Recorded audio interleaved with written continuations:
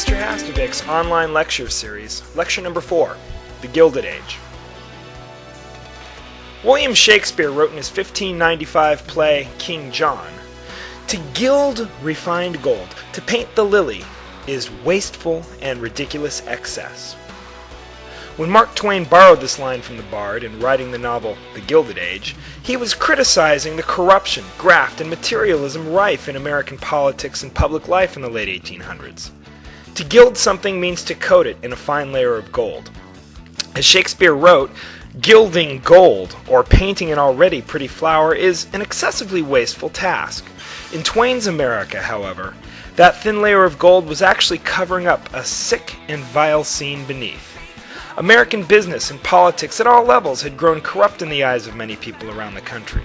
A government of the rich, by the rich, and for the rich. And this corruption was only being thinly disguised, so thinly that even the casual observer could see the forest for the trees. The Gilded Age in American history existed for the most part from 1870 to 1890. It was a period of time after the Civil War when America's wealthy put their fortunes boldly on display, most visibly in the forms of extravagant mansions. Tens of thousands of immigrants were rushing to America's shore each year for the promise of jobs they couldn't find back home. Labor unions would rise to negotiate with employers over improved working conditions. Our political system would face a dramatic challenge during the Golden Age, as with industrialization, the United States had entered a phase that our founding fathers were never able to predict, and therefore were unable to prepare for in the Constitution. The Gilded Age would also see the emergence of modern philanthropy, that is, charitable giving, as many of this nation's wealthiest citizens gave back vast fortunes of money to their country in the form of museums, theaters, schools, and colleges, hospitals, and public parks. Over a century later, the Gilded Age still factors in our culture. Anytime a political scandal or hint of corruption hits the papers, its references are clear. Perhaps the Gilded Age ended in 1890, but for good and bad, its influences are still with us. Part 1. The Rich Get Richer. Some of the most famous, or infamous depending upon your point of view, industrialists associated with the Gilded Age include Andrew Carnegie, the wealthiest steel man of his day, and also an example of an American rags to riches story, as he started out at the age of 13, freshly immigrated from Scotland, making $1.25 a week working in a cotton mill. John D. Rockefeller, whose company Standard Oil was responsible for producing nearly 90% of the U.S. oil-related products by 1897. When he retired, Rockefeller was America's first billionaire and is often regarded as the richest person in history.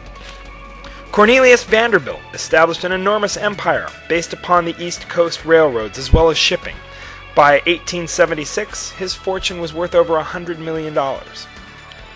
John J.P. Morgan was a wealthy banker who invested in and bought out a wide range of companies, including U.S. Steel from Carnegie and General Electric, which was rapidly electrifying cities across America by constructing early electric grids and power plants.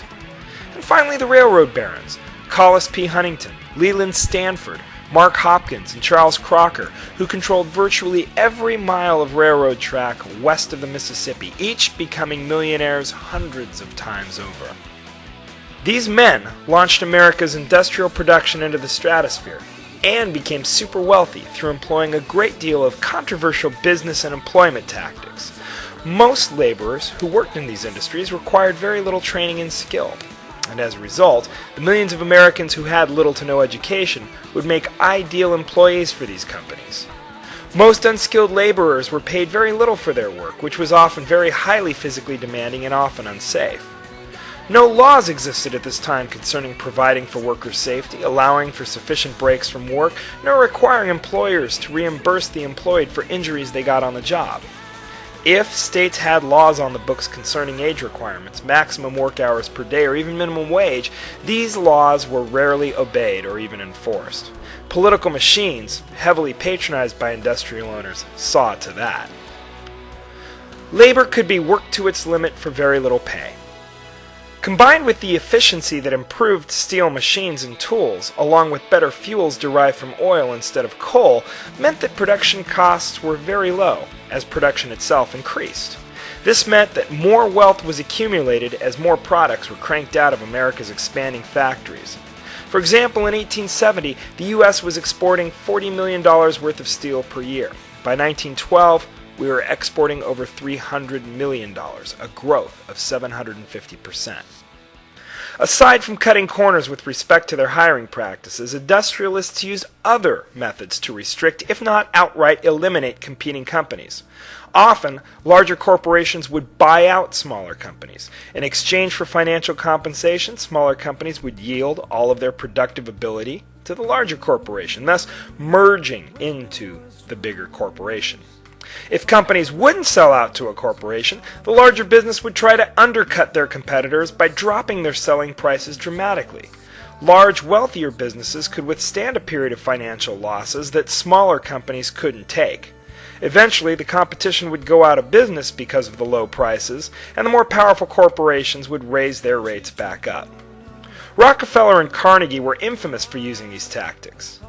Once large businesses merged with and took over or drove out competitors, they became monopolies, controlling almost entirely all sources of vital industrial production.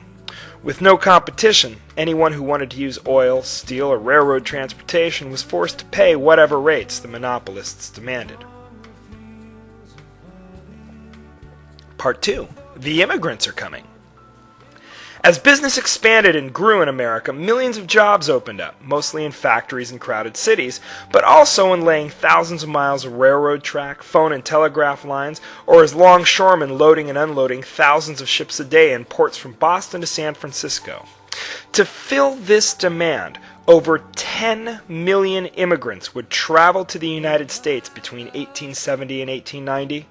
The overwhelming majority of these came from southern and eastern Europe, nations like Italy, Greece, Hungary, Czechoslovakia, and Poland. But in the West Coast, Chinese immigrants poured in to help build the railroads. According to an 1870 census, there were a total of 62 Chinese people in all of the United States. By 1880, there would be over 140,000. The massive influx of immigration obviously pleased industrialists a great deal. In fact, many of them actively encouraged it. The railroad barons actively sent recruiters to China to lure laborers over to the United States to work. More immigrants meant an excess in the supply of labor. More laborers meant that there would always be a large amount of unemployed people. The unemployed, in turn, would always be willing to work for less than those who had jobs, meaning that wages would always be low. While we now respect the diversity immigration brought to our country, at the time new immigrants were seen as a threat to other workers' incomes and were not welcome into most corridors of society. This helps to explain why many cities, especially in the East, were, and to this day still are, so ethnically divided. Most immigrants felt no security, except when surrounded by their own.